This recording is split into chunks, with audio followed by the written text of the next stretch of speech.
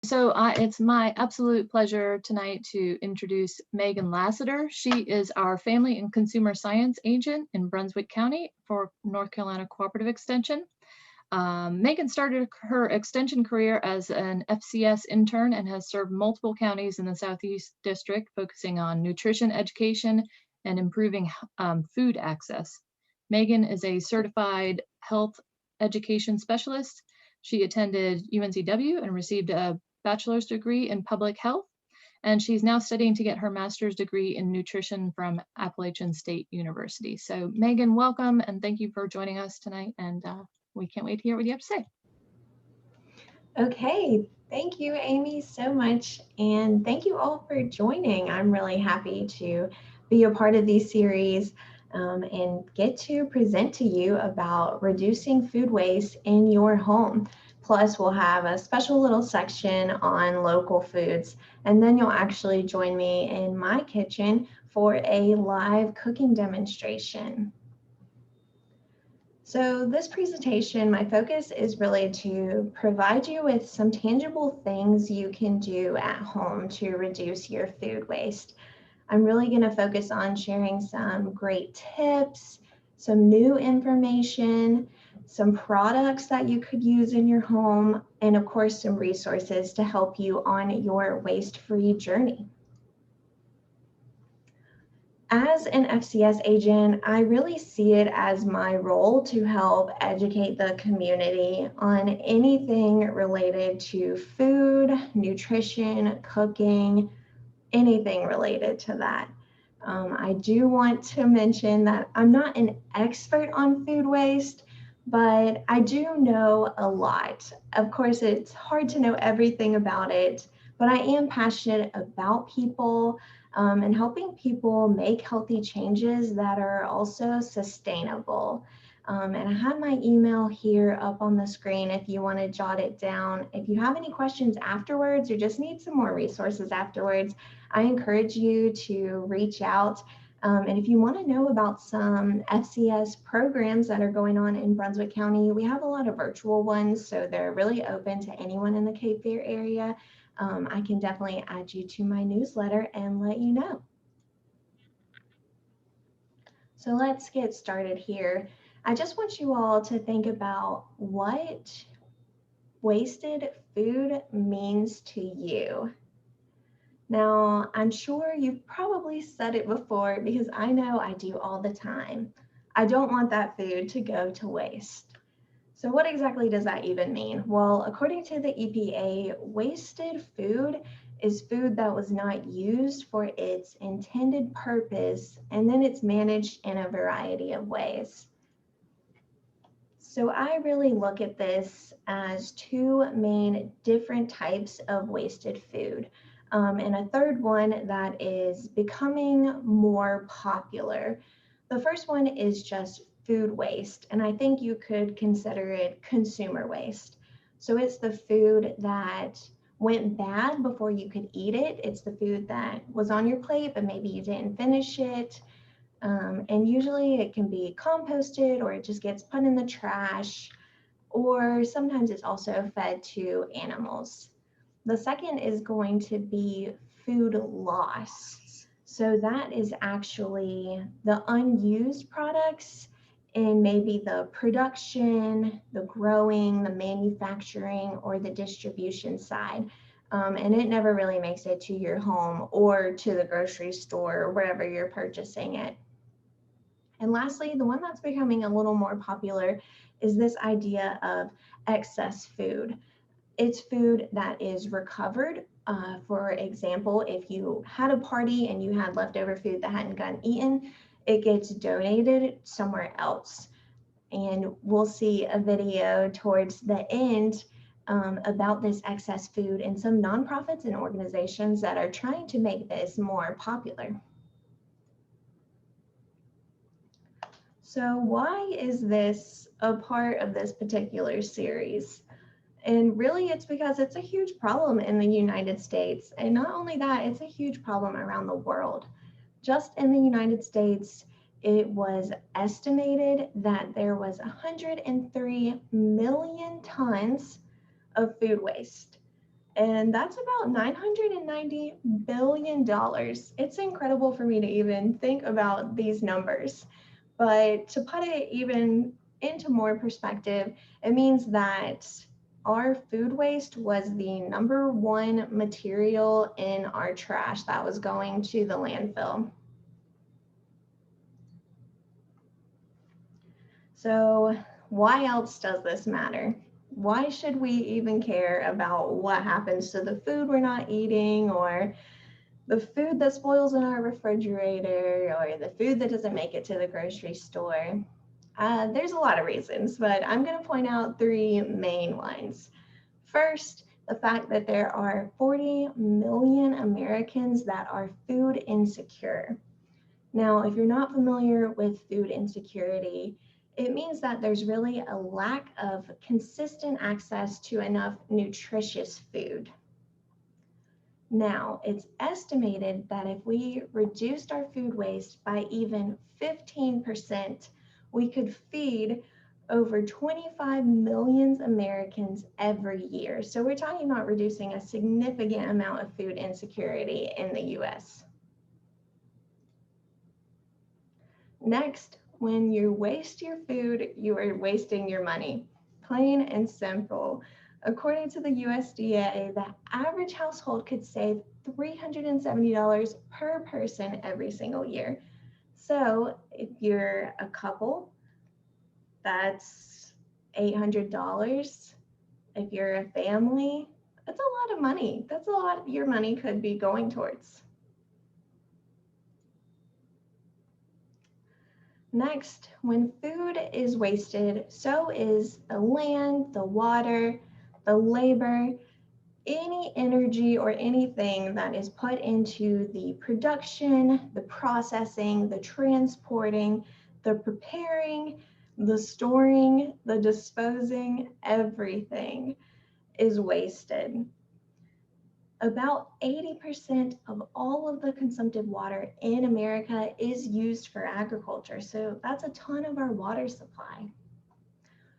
And of course, once the food reaches the landfill, it produces methane, a powerful greenhouse gas, and we really just need better management of energy and our resources to prevent this type of pollution.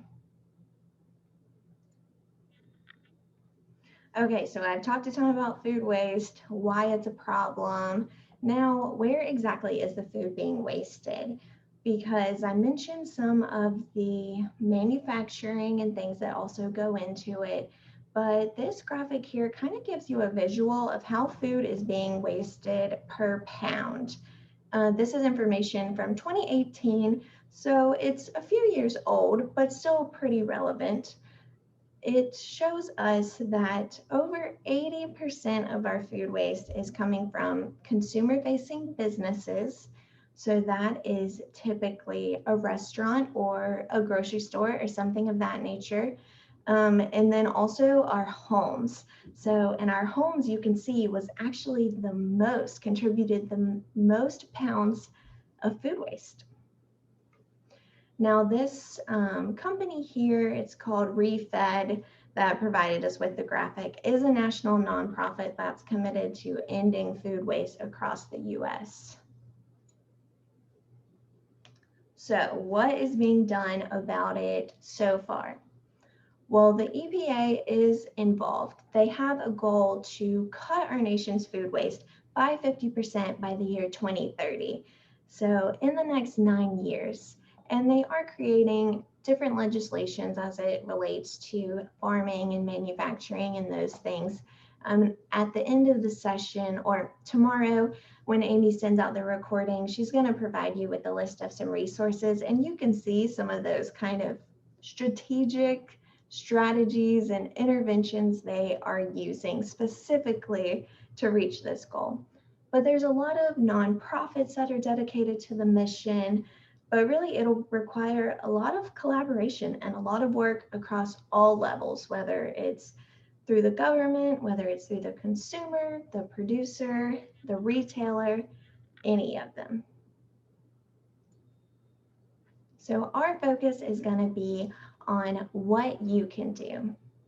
Now, like I mentioned before, I'm not quite an expert, and I'm also not the best at practicing all of these things, but I do my best and I try to be really mindful of being waste-free. So that's what I'm going to encourage you to make small steps towards not wasting food. It's definitely not going to be easy, but it's really important and you'll have lots of support through it. So there's kind of four main topics I think that could go into this in your home kitchen. The only one I'm going to kind of breeze over is composting because I know you guys had a pretty lengthy and very educational session on it a few weeks ago. So if you need that recording or those resources, I know Amy has them available for you, and Extension also has some amazing resources available online. So the other ones we're going to stick to is shopping, storing, and cooking. So first, two big ones, meal planning and shopping. Meal planning is so essential. It's really going to help you out nutritionally as well. So preparing a weekly menu, thinking in advance what your meals are going to be, writing it down, and using a shopping list. Those are just a few simple ways that's going to help you decrease your food waste actually. It kind of takes away those impulsive decisions, those buys that you're like, oh, it's on sale, so I'm just going to get it, or oh, I know I'll use this. We want to try to avoid those unless it is things you know you'll use or you can freeze and use it at a later time. Before you go shopping, you also just want to do a quick inventory of your pantry, of your fridge, of your freezer, and see what you have on hand. See what maybe you could use, what you can combine, what's been sitting in the back of your pantry for maybe a little too long, and try to incorporate those into your meals. And of course, if you use a Csa box, which is a consumer supported agriculture box, you want to think about what's going to be in that box before you go shopping. I'll elaborate on those a little more later. And of course, kind of browse those weekly circulars, the sales flyers, the emails you get, and incorporate those. That's going to help your wallet and your budget, as well as help with this idea of reducing food waste. Now with shopping, I already mentioned making sure you're bringing your list and actually using it, avoiding those impulse buys. And one that I think is important is reconsider always buying fresh produce. There are some really great canned and frozen options I would encourage as well because they don't spoil. They'll last a lot longer and they just don't go bad in your fridge as quickly. So definitely consider frozen foods, consider canned foods. They typically have just as much, if not more, nutritional value because they are preserved at kind of their peak state. And like I mentioned, they'll last much longer. So now I'm going to break off and go into this little section about local foods because there is an argument to say that local food is better for our economy, better for our environment, and might even have more nutrients. So there is research to support these ideas, and of course, maybe some research to support against. But just due to the less miles traveled when you purchase local food, the time that they're picked and brought to where you have purchased them, there's a lot of things to consider that could make local food the overall better choice, including just supporting your community and feeling as if you are a part of a community. So a few ways I want to highlight about buying local foods. First is going to be farmers markets, where the farmer is going to sell directly to the consumer. And I'll have a kind of a list available of these and let you know where you could find information about farmers markets. We have so many around the Wilmington, Brunswick County, and Pender County area. We're actually really lucky to have so many options. but this is where the farmer is selling directly to you. You'll most likely meet your farmer or someone that is really familiar with the farm, and they'll talk with you and give you advice and tell you how to use it, and you'll just learn a lot. The next is the Csa box I mentioned. This is actually an example from a Csa box by Redbeard Farms. You can see there's tons of colors in it, lots of options, and this one actually came with a recipe. So a benefit of a Csa box is, again, you get to know your farmer and build that relationship. A lot of Csa boxes are different in the way they operate. Sometimes it depends on farm. You're making an investment in the farmer and then getting this produce in return. So typically you'll pay ahead of time for a certain amount of weeks and they'll deliver these boxes to you. There are some organizations that do this weekly instead of making a larger financial or longer financial commitment. You could do this in a shorter time span. And then, of course, growing your own food, whether you're using raised beds or container gardens, or you even have the community garden, there's always the option to grow your own. Now, there's a few other ways to buy local food that I wanted to highlight. One is going to be MeatSuite. MeatSuite.com was a website designed specifically to help consumers in North Carolina find locally produced meats. So this is going to have your beef, chicken, pork, lots of different things. Typically it is more bulk items, so that is something you want to keep in mind. It is available for people that live in New York as well, but those are the only two places right now. And you'll get to see some options based on where you're located or where you're willing to travel or where the farmer is willing to travel. And then NC Catch is another website. We have a specific Brunswick Catch as well, but this is going to locate seafood and also display the seasonality of the types of fish that are available in this area. The next two are Misfit Market and the Produce Box. So Misfit Market actually purchases some of those foods that maybe weren't the prettiest. They just weren't going to make it on the grocery store shelf. Typically it's produce. They purchase it from a farmer. You could consider it ugly produce, and they deliver it in a box to you each week. Same with Produce Box. This one necessarily isn't some of that more ugly produce or less attractive produce, but it's available in North Carolina, specifically in the Wilmington, Raleigh, and Charlotte areas. And they purchase produce, milks, meats, lots of things from farmers all over North Carolina and deliver them to your door. The next two is going to be the NC 10% campaign.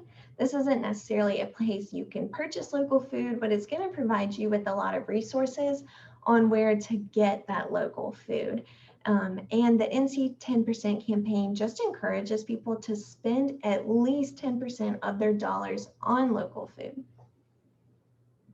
Now, lastly, the Visit NC Farms app. This is kind of new. It has a focus on more agritourism, so getting people to visit farms. But if you're traveling for some reason or you're looking to learn more about farms in your area, you can download this app, pull it up. It's split up by county, and see what's available in our area or areas where you may be traveling close to. So here's my big list of local foods. Now, this is not all of the local foods that are available, but a lot of them. And like I mentioned, I'm going to give these slides to you all to have so you'll be able to find this list. And if you're ever looking for local food resources, a great place to start is going to be the Cape Fear Local Food Council. And this will also be included in the resources afterwards, but they have all of the farms and food pantries and other things like that listed out for your convenience. So New Hanover County has a lot of markets particularly. I've just highlighted a few here. Some are open throughout the week, some are only open on the weekends. There's a couple of just seafood vendors. There's a lot of different stuff. So I encourage you to check some of these out. Brunswick County, more farms and smaller produce stands here. And specific one I will mention is Vacation Vittles.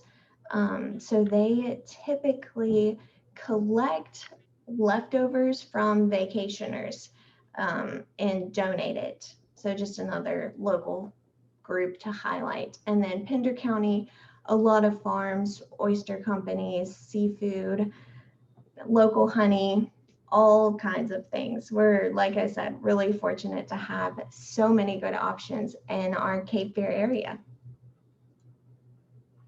So now I will move on to more storing food. So there are quite a few ways to go about storing your food. The two that everyone uses, freezing and refrigerating.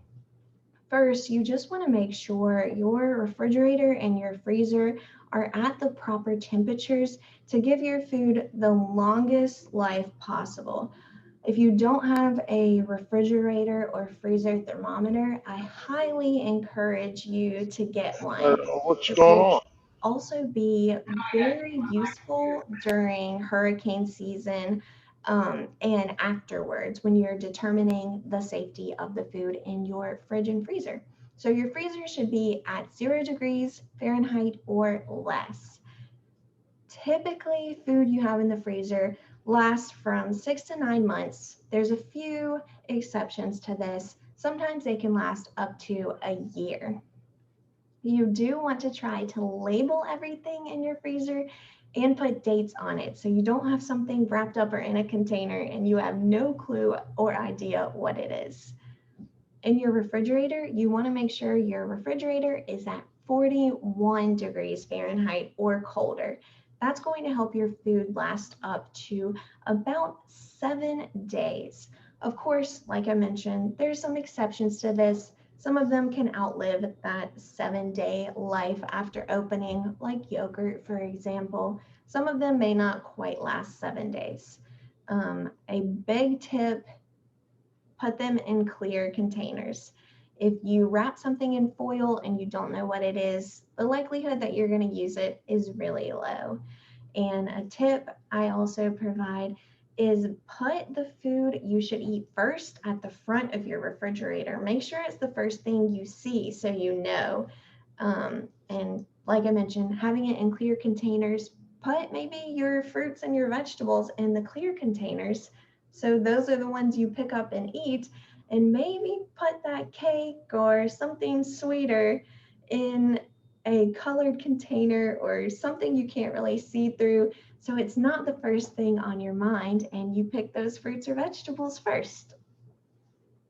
Now, two more ways to store: dehydrating and canning. So these are kind of those home preservation methods. When you dehydrate things, you're typically using a low heat. You can do this in your oven.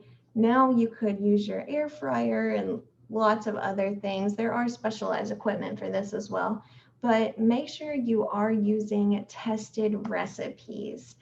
When done correctly, they can be stored between 6 months to a year. If you're looking for specific tested recipes, your best resource is going to be the University of Georgia's Extension.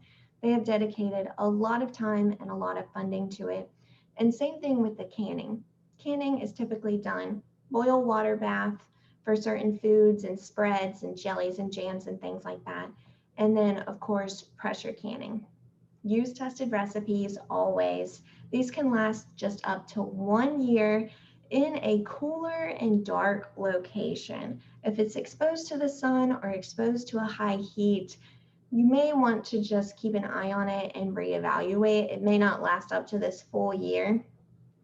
I've had calls before where people have a 15-year-old can of green beans and they look great and they want to know if they can eat them. But my recommendation to you, for safety and quality, don't keep home canned items after 1 year.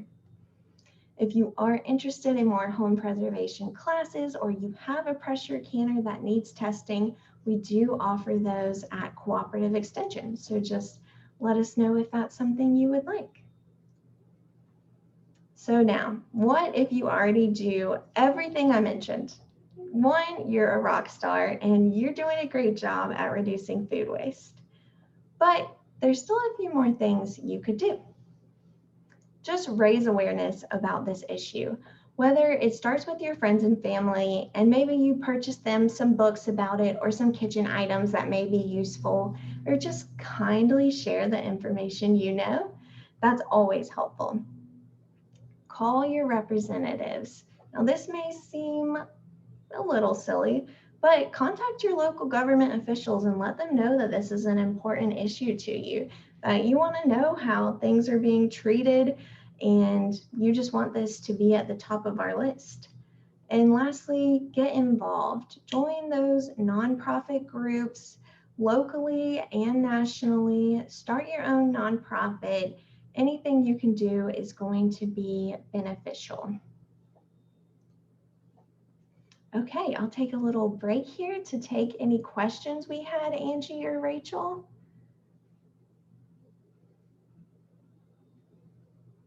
I don't have any questions, Megan. Rachel? I don't have any either right now. I did drop your email address in the chat, so if they have a question, they can email you, but nothing in the chat right now.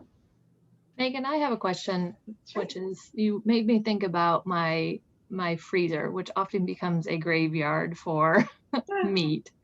And I find that what I'll do is I'll buy meat, and then as it's getting close to, I've had it for a couple days and I'm not ready to cook it, I'll stick the whole container, the plastic little tray in the freezer.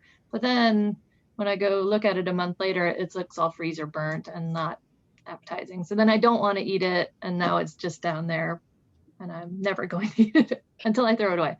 So what's a better way to store meat in your freezer that'll make it last a little bit longer and be appetizing when you pull it out? Yes, that's a great question. So really, oxygen, any extra air is not going to be your friend when it comes to freezing things. You always want to try to leave or get out as much air as possible. And the best thing for meats is definitely take it out of that original packaging. One, to make a little extra room in your freezer, but two, to kind of avoid that freezer burning or just making it look a little unappetizing or having it hard to deal with. I've done the same thing where you freeze the whole thing and then it takes you forever to get it apart. And you're like, why did I do this? And then you do it again. Yeah. So wrapping it in some type of freezer paper really tightly and then putting it in a airtight container, or if you use aluminum foil, wrapping it in aluminum foil, that's going to be the best way to really avoid the freezer burn or avoid it leaking in your freezer. Yeah. Also creating messes in your freezer. You want to try to avoid that. You've definitely given me the gumption to go clean out my freezer and start over. Like I said, I'm guilty of doing all of these things too. I definitely don't have it all figured out. I just try my best, and that's, all any of us can really do. Mm-hmm. Megan, I do have a question too about canned veggies. I usually buy fresh or frozen. I have no problem buying those, but I was concerned about canned, with preservatives and salts and and then another thing is, do you necessarily need to buy name brand canned goods, or can you buy the off brand? And are they as good quality? Yeah, that's a great question. So there are really good non-name brand canned items, and that's typically what I purchase because they just tend to be a little cheaper. And I like to save any of my food dollars that I can. There are some concerns, I will say, with the added sugars and added salts in canned fruits and vegetables. So you really want to look for those ones that say no salt added or low sodium. Those are the ones you can trust and rely on. to have actual less salt. Anything else, if it's just lightly salted, or it's probably still got a lot of sodium. And you want to read your nutrition facts label. And this is great because I can plug my upcoming class. We're actually having a label reading class next month. So I will teach you all about reading the nutrition facts label and some of those other labels on our food. Now with fruits, you want to look for ones that are packed in their own juice or packed in water and also don't have any added sugar. And that's also something you can find on the nutrition facts label now. That's a pretty recent update.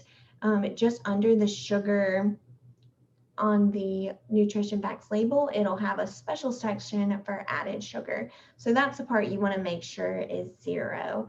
But I would encourage using those canned items. They don't contain any not safe preservatives.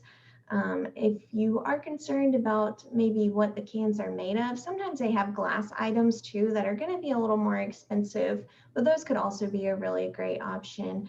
And if for some reason you can't find a no salt added or a low sodium, you can rinse the vegetables. And I would encourage that as well. There are some recipes that tell you if you're making chili or something to keep some of the liquid in the cans, but a lot of them, you can just drain them and rinse them. And when you rinse canned beans, you're actually reducing about 1/3 of the sodium that they have. Okay, excellent. Thank you. And I noticed that Rachel put in the chat a link to your class, your next class, label reading. So I'll be sure to sign up for that. I do have another question. Okay. So if you use canned produce, should you store that open can in the fridge, or should you put it in like a glass container with a lid? You could store it in the can. I would encourage putting some kind of cover over the can. And I'm actually going to show you these really nice can and produce covers that may be beneficial to your home kitchen. Once we move into my kitchen, I would just try to cover them, but you could store them right in the can. Thank you. And I did have a question just come in. I'm going to first say, I thought Amy's question was a really good one because I find myself in that situation of wanting to just put the meat in the freezer. And I was wondering how you were going to answer this. Because I know this is about food waste, so I won't get her to talk about it too much. But Megan was telling me about how she's not using like single-use plastic storage bags, which I thought was really neat. And I think you'll see some of what we're talking about when she shows you her kitchen. So I was kind of curious what she puts them in. So if you'll notice, she did say just an airtight container. So I was curious to see what you'd say. But Ellen Morin put a question in the chat box, and I think this kind of ties back to when we were talking about composting, because you're not supposed to, or a lot of places say don't compost meat. So she was kind of asking, is there any place to recycle meat scraps, or do you know anything about recycling meat scraps? That is a great question. And I don't know. I would have to get back to you on that. The only thing I can really think of is, of course, if you buy a whole chicken or you have a chicken carcass or you have some bones or other things, you can make stock out of those as well. I'll be demoing a vegetable stock later, and you could use pretty much the same concepts for it with any meat bones or meat items to make a chicken or beef or whatever it may be, a stock out of that. But I will definitely look into that and see if I can provide a few resources with the links tomorrow. So thank you for that question. Ellen, I'll say that I think Wilmington Compost Company, I believe that they have a service where they'll pick up compost from your house. Oh, Morgan raised her hand. She probably knows the answer to this. But I believe that, Morgan, do you know the answer? Will they accept meat compost? They definitely do. And if you live in New Hanover County or are willing to drive to New Hanover County, I'm pretty sure the county composting facility also takes that for free. And so Wilmington Composting will pick it up at your door, paid private company. The county government also takes composting food scraps. And I'm pretty sure they have a high enough level composting facility that they can do meat scraps. Yeah, we have that industrial composter here in New Hanover County, and so it can accept things that you wouldn't normally compost in your backyard or, in a slow process. So this is kind of a pressure and heat And so it can accept those, things that, like meat and other things. So that might be a good option for you. And I probably need to sign up for that for all that meat that's in my freezer that I'm not going to eat now. No, you don't. You have a dog. Dogs enjoy meat. I suppose she probably wouldn't mind freezer burnt meat. No, she don't care. Well, send it my way. Zoe would love it. Oh, Margie Erickson says, check out Skywatch Bird Rescue in Castle Hayne, and they will take all food scraps. You can put them in a freezer bag in your freezer and take them to Skywatch when it is full. Check out their website. Thank you, Margie. That's a great option. I bet that those birds wouldn't mind my freezer burnt meat either. Yeah, that is a great suggestion. And thanks, Morgan, for chiming in there. If we don't have any more questions, we can move on. I typically take a lot of questions while I'm doing cooking demos because a lot of things tend to pop up. So if you didn't get a chance to type in your question or you forgot it, maybe it'll come back to you and we'll touch base with that later. And I wouldn't be a proper health educator or food safety instructor if I didn't mention the proper way to thaw meats out. Of course, in your refrigerator, probably the longer option, but a safe option. Running them in cold water, if you let them sit in cold water, changing it every 30 minutes, keeping an eye on it. You can microwave it. If you microwave it, you want to cook it immediately after. And of course, you can just cook from frozen. Okay, so a few references and resources I used, which will be in your information tomorrow. The Cape Fear Food Council, like I mentioned, I linked this waste-free kitchen handbook.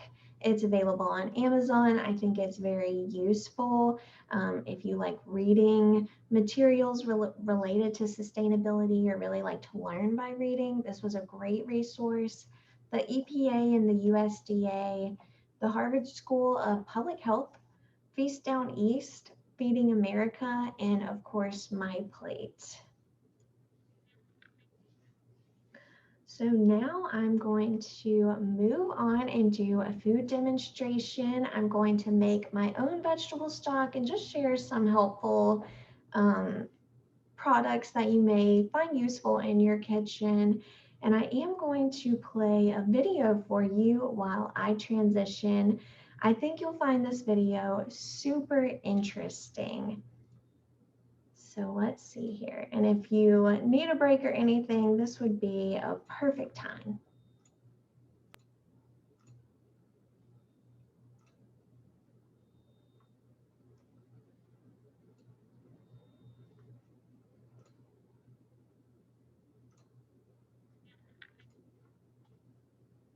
Okay, can you guys see the video? We can, but we can't hear it. I think you need to go. Okay, let's see here. Always forget how you share your sound too. It should be down in the bottom left of your screen. It says, and it should say Okay. share sound. Known for developing a lot of impressive technology.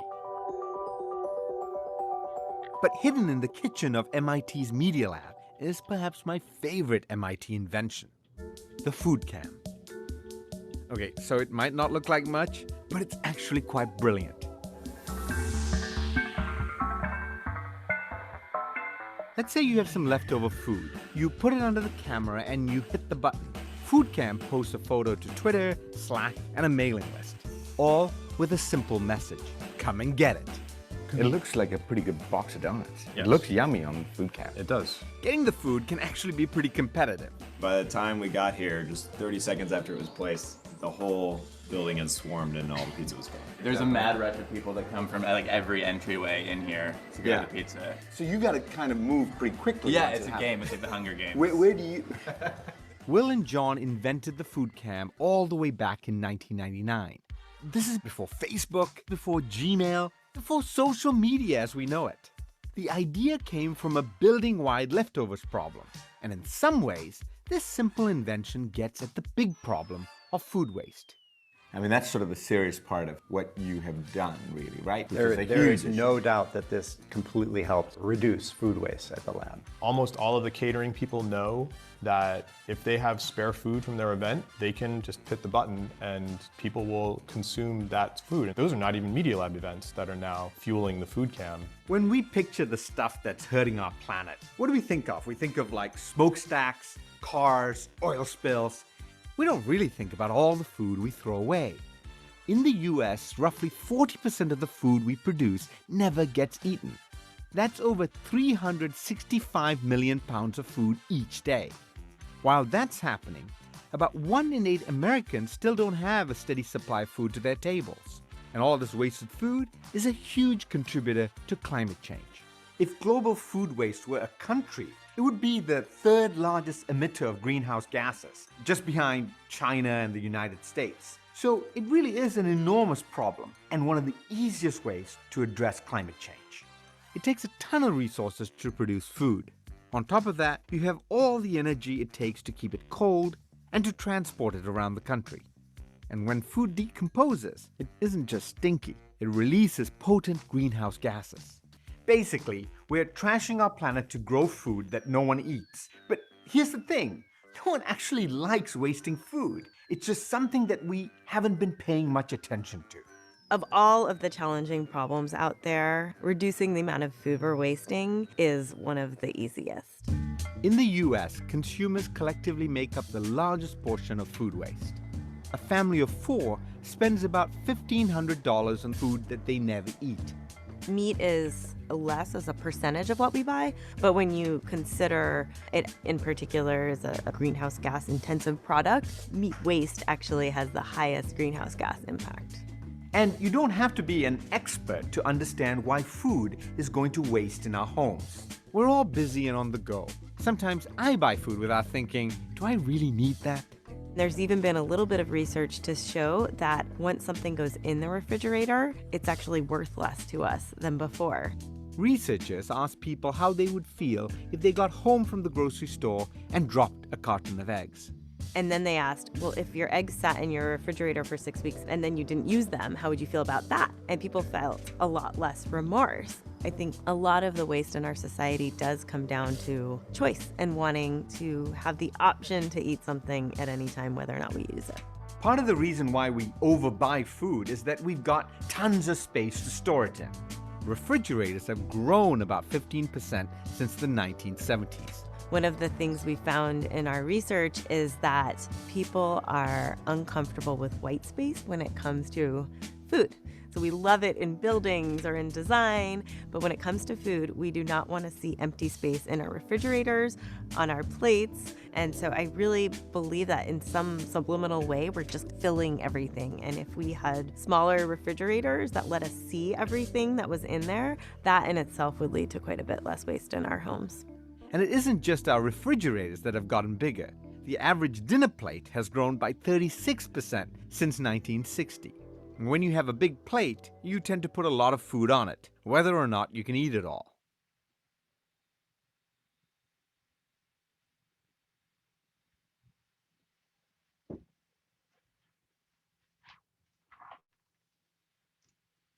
This is something Jill Horst noticed at UC Santa Barbara.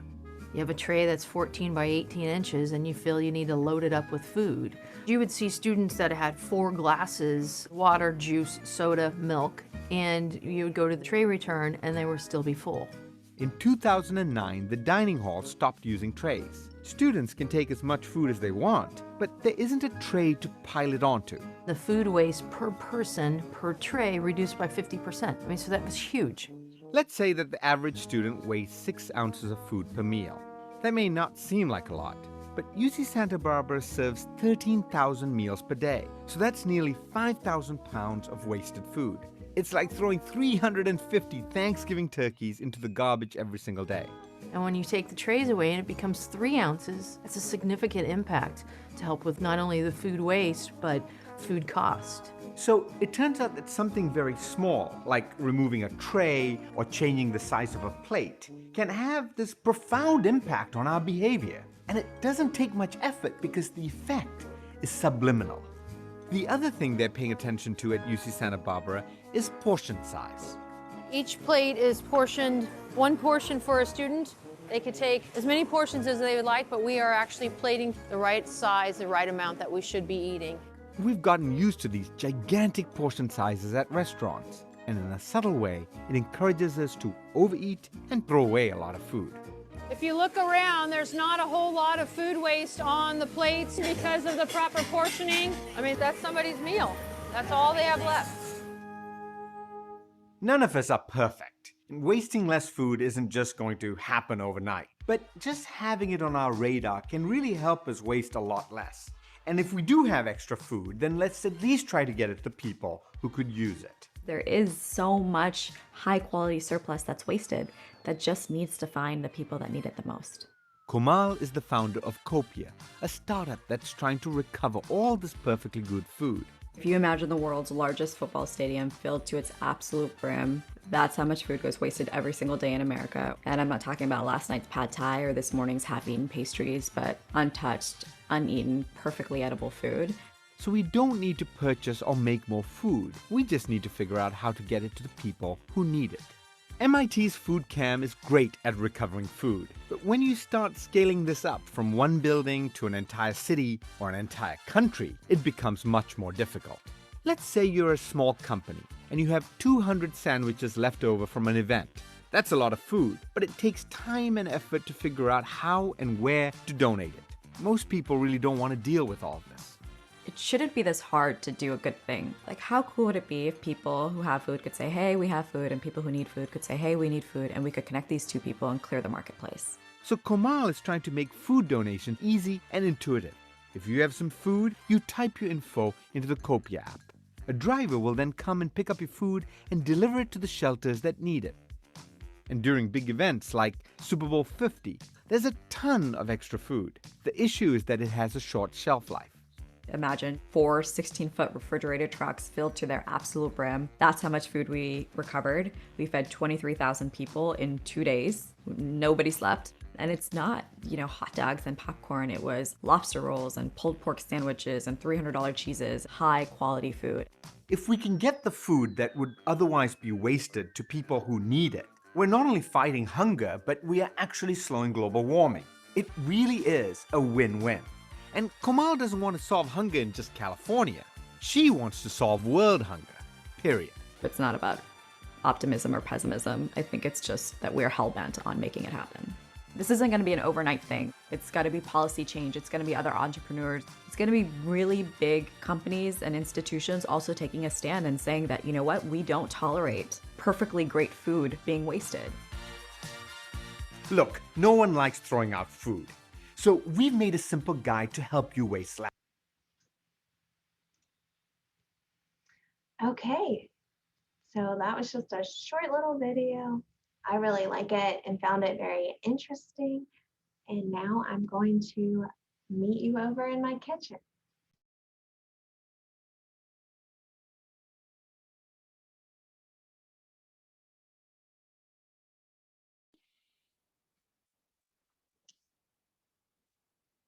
Okay, so here we are, our demonstration today. I guess first I'll make sure if you guys can hear me and see me okay.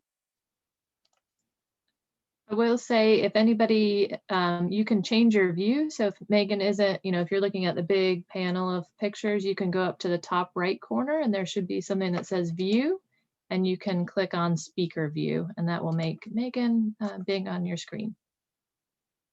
Perfect. Yes. Thank you, Amy. So we're going to make a homemade vegetable stock together. Now, really, in theory, vegetable stock takes a long time to cook. If you've done it before, it's pretty lengthy, hours to simmer. So we're going to use some cooking show magic, I like to call it. Start the preparations of what it would be to make stock, and then I actually made some in my Instant Pot. I've never done this before, so I just used an electric pressure cooker so we can see the end result as well, and then kind of go from there. So I will throw out some of these products I find useful. So like Rachel mentioned, A lot of our food storage goes into plastic bags or some kind of plastic wrap or something of that nature. I've made it my goal this year to eliminate that type of plastic waste as well. So trying to get rid of single-use plastic as best I can. And one thing was getting rid of the Ziploc snack bags. So I've been using these reusable bags for a long time and really like them. There are so many different kinds. You can freeze them, dishwash them, all sorts of things. So if you're looking for something else to use, I would encourage some reusable bags. Now, also, these are kind of those can covers I mentioned, or food huggers. You can you put half of your produce in it and store it in your refrigerator this way. They come in a multitude of different sizes and colors. So I try to keep these on hand as well. This one is specifically for avocados. So if you like avocados, you know that once you cut into them, they do not last. These kind of help lengthen them a little. The avocado just sits in here. And this is a great tool to use. This one specifically is for strawberries to help you kind of get the stem out without just slicing the top off. So I find this is a really useful little tool to have. And finally, the silicone ice cube holders.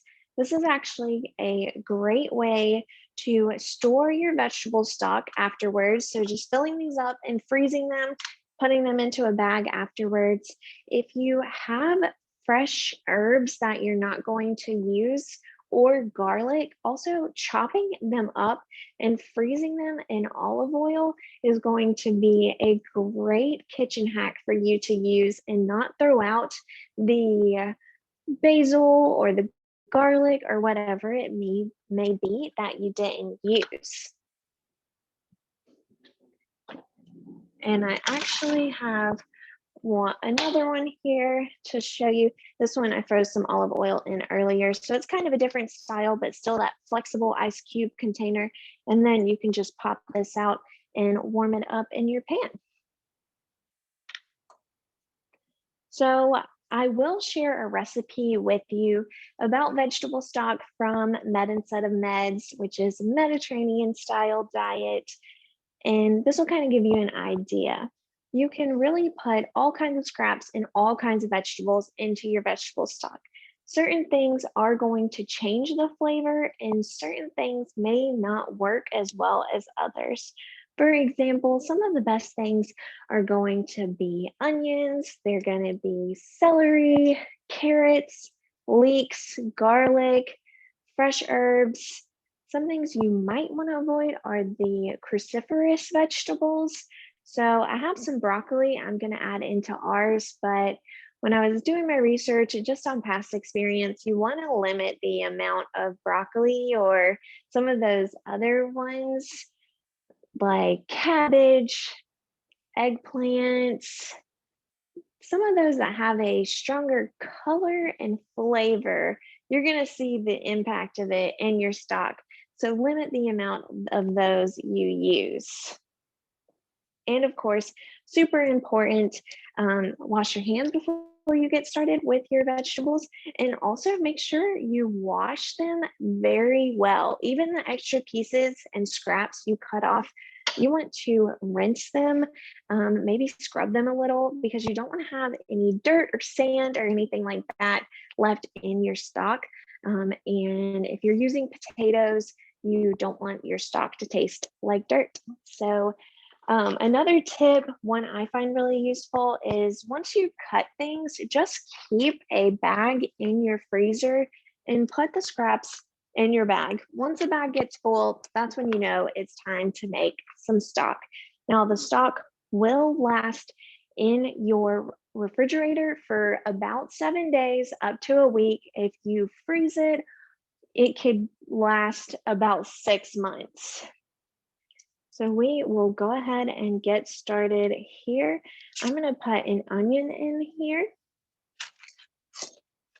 Now, onions are not typically something that really goes bad. They have a pretty long shelf life. Of course, it's possible for them to, but you could just use the scraps of the onions, the tops and the bottoms, and the wrappings.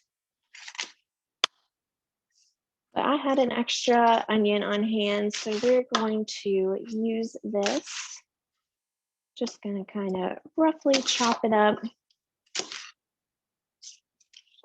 and add into my large stock pot here. And these I did wash really well beforehand.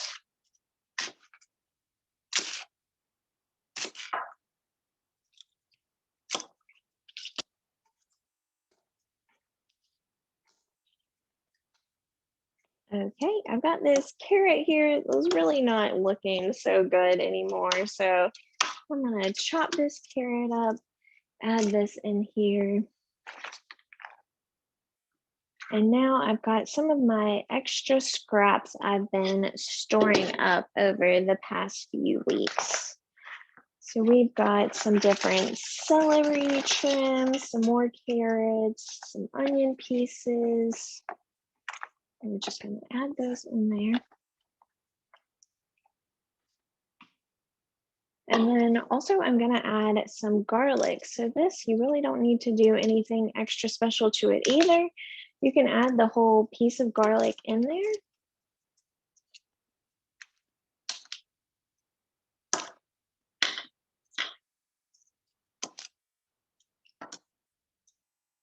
Okay, I think I've got some extra celery here.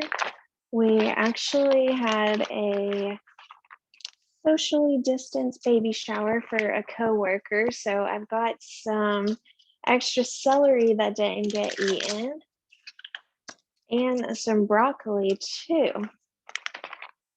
I'm not going to add my broccoli into this one, but the broccoli I do have left over, I actually might make pesto out of. So if you have some extra broccoli or spinach or really any leafy green on hand, you can actually make pesto out of it. You'll still add a little bit of basil, add any nuts you want in it, whether it's pine nuts or walnuts, and just olive oil and some Parmesan cheese from there. And you can make a really delicious pesto. Some other ways to use up the fruit and stuff you're not using is going to be smoothies.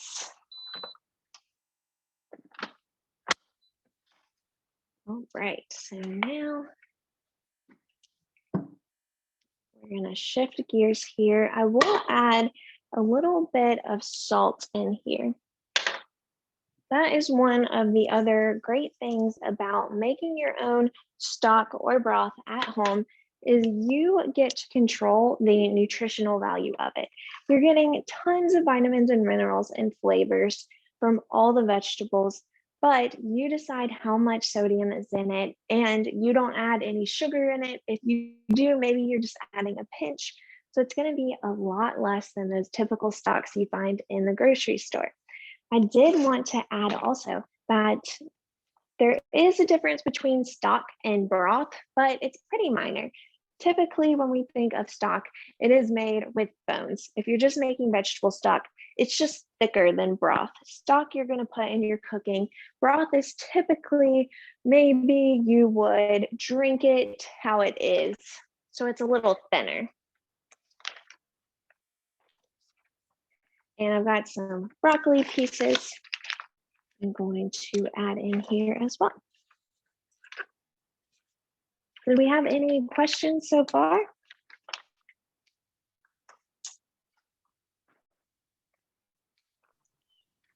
No, not from this end. Rachel, do you have any questions? I don't yet. I was wondering yesterday though when I made the 7-can tortilla soup that we shared, what the difference in broth and stock was. So I was really interested in that fact. Yes, so broth just tends to be something a little quicker we can grab off of the shelf, but that was kind of what I was able to determine just based off doing some research on that. So last thing we're going to add in here, I have some fresh herbs I'm going to grab, and then of course water. you really want it to be about a 1-to-1 ratio of vegetables and water. Now, there are some recipes that will tell you to saute beforehand. That's totally a preference. You could saute beforehand, get them a little more brown. It might change the flavor a little bit, or you can just cook them how they are. Another thing I'll mention, just another waste-free idea, is reusing jars. This is an old pasta jar, using them as means to store things. I'll probably fill that up with the vegetable stock right afterwards, and using them also to store your fresh herbs. So I cut these earlier, and I'm kind of using a bouquet method, just like you would with flowers, to keep them in water and keep them a little fresher. You could leave this one out, or you could store it in your fridge and maybe just cover it to keep it fresh.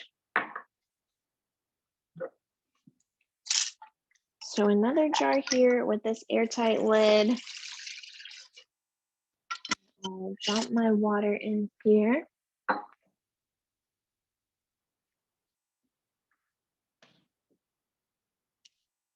And like I mentioned, that stock typically needs to simmer for at least 45 minutes to an hour, but for maximum flavor, you can let it simmer even longer. So now with my electric pressure cooker here,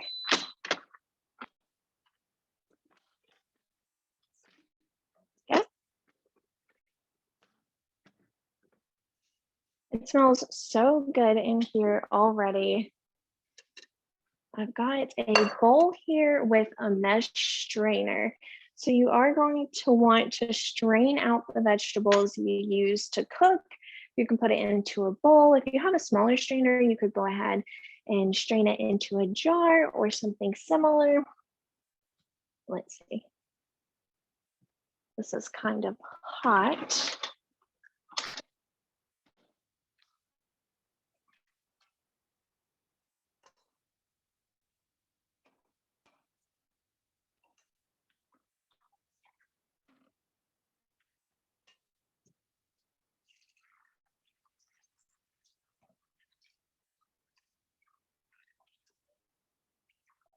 So my stock here has a really good color.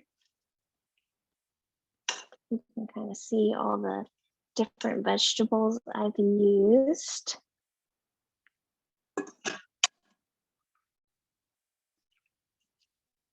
And I'm actually just gonna press on these lightly, kind of squeeze out any extra stock that may be left in there. And these vegetables are not going to have very much flavor afterwards. So the best thing to do is just compost them from here.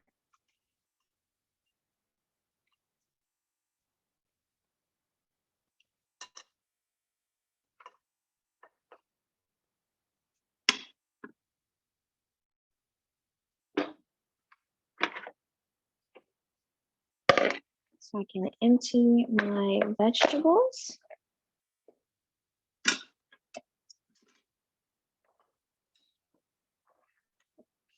And there you have it. We've got this beautiful stock here already. I will probably store it in my jars and use it later this week. It's harder to use broth, I think, once the summer starts, because typically, or stock, because we think about making soups and such, things like that. But like I mentioned, it will freeze for 6 months. So you have plenty of time to use it. Any more questions I can answer so far?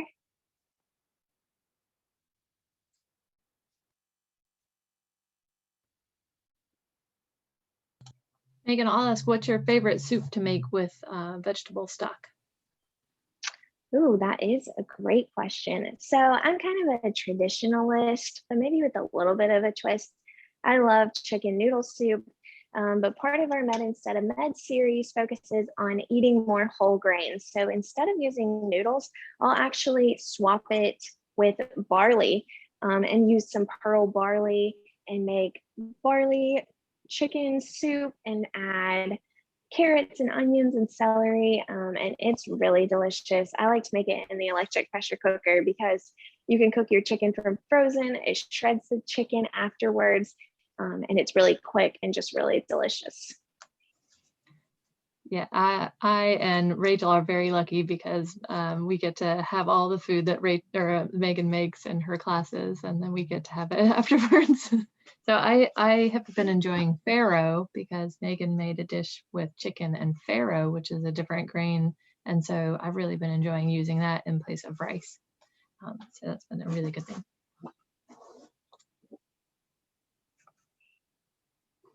Well, very good. Any more questions? Oh, Linda just sent me a question. What is a good source for buying reusable plastic bags? That's a great question. So you can, I'm assuming you're talking about this like Ziploc style bag. You can find these in the grocery store. Sometimes they have extras around. You can find them at Walmart, Target, and on Amazon. And there's a lot of different brands. They zip tight, just like a Ziploc bag. They have kind of a flat bottom. So some of them are a little more sturdier and stand up a little better than others. But you can put them in your refrigerator, your freezer, and they do dishwash. Amy, Megan, and I actually had this conversation earlier this week over lunch because I was hesitant to get them because I was really worried like the bottom corners wouldn't wash. But as soon as she said they're dishwasher safe and hers have washed well, and she's been a year without it, I was pretty sold. So they do wash well if you're hesitating for that reason. So how long do they last, Megan? I mean, are they, you know, do you have to replace them every so many months, or have you had that set for like a year? I've had them probably for a year, and I haven't needed to replace them yet. I will say I have some that are different colors. They come in like green or purple. They have different patterns, things like that. The white ones and the clear ones kind of change color, just like your Tupperware does. If you put like pasta sauce or something in there, they kind of changes the color a little bit. So that's something to be mindful of. But yeah, I've had mine for over a year and haven't needed to replace them yet. They do have some that are made out of silicone, so they're like a sturdier material, and those will probably last the longest. Yeah, I've changed over to, I use all glass containers, especially for like freezing spaghetti sauce and stuff. But yeah, these for veggies and things, these are perfect. I'll have to look in the grocery store and see if I can find some. Yes, I really like using glass containers too. That's kind of been one of my next things, is to get rid of plastic Tupperware because it tends to just not last as long. But yeah, I really love these.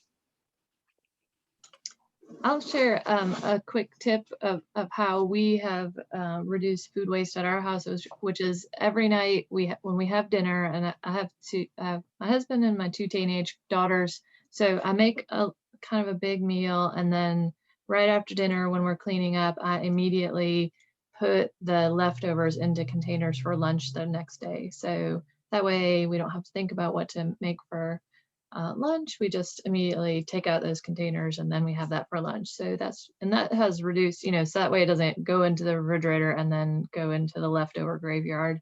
We actually you know, and it's made us healthier, and you know, we never eat out lunch. We just always have our leftovers. So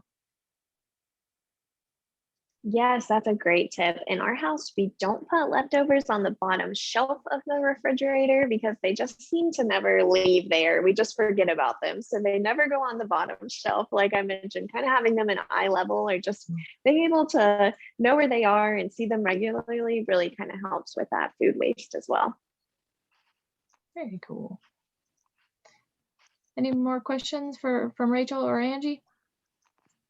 No, actually I do have a question myself, going back to Csa Boxes. So, you know, there are quite a few organizations in town do them, and the farmers. Do you typically get to choose what's in a Csa box, or do the farmers just pack up what they have, whatever produce they have in stock that week or that month? As far as I know, it's what they're going to have on hand. I don't really know of any that you get to choose or have a preference over. There might be some special cases, but I think it's kind of you just get what's in the box. So sometimes that can be challenging for people and maybe kind of turn them off from the idea of a CSA box, because you do have to get a little creative. Maybe if you get something that you don't use a lot of, like radishes, for example. We do a lot of recipes and education in the food pantries, and my Extension Master food volunteers noticed that they were getting radishes and people were not eating them. So they came up with like a sauteed radish recipe and tried it out. So you will maybe have to use some creativity to find use for some of the vegetables you like. If you're a big stickler on knowing what comes in your box, one of the better options may be the produce box that I mentioned. That one is based out of Raleigh, but they serve the Wilmington area and buy foods from all over. And you do get more of a say of what's in your box, or they kind of show you a weekly menu ahead of time. Just not all farmers have that same availability to do it. That's a good to know. Thank you. And Rachel and I had this conversation a couple of weeks ago, and on Csa Boxes. And I'm a little bit of a picky eater. Like I just cannot eat mushrooms and things, and it put me off ordering a box. But the suggestion was obviously donate them to friends, family, co-workers. You know, whatever's in the box, or swap out with someone else who has a Csa box. You know, if you have a co-worker or a friend, family member. So get an alert at work. Free food. Yeah. Yes. That's what I do. If we have food at work, I'm always like, okay, email everybody. Here's this food. Please take it home. Or yeah, we're ready to go get that food right away. I have two comments. Ellen says that her favorite bowl cover is a silicone stretch lid. I guess this is the brand Durable and Eco-Friendly at Amazon. So that's where she buys those. That you can find a lot of really great a variety of things on Amazon. And Brenda Quidley's husband says, and this is kind of a cool idea, that he would repurpose the leftover veggie fiber from your stock making and flatten it, dry it for a gluten-free pizza crust later, which sounds kind of interesting. Yeah, that's a great idea. Very cool. Well, if there's no more questions tonight, we'll say a huge thank you to Meghan, and thank you for inspiring us to reduce food waste and come up with different ideas for food storage and for, you know, getting us all to cook a little veggie stock, which I'm excited to try. So thank you, Meghan, and wish you all good night. Yes, thank you so much for having me. And like I mentioned, feel free to email me with questions or sign up for future classes. I'd love to see you all again. Good night, everyone.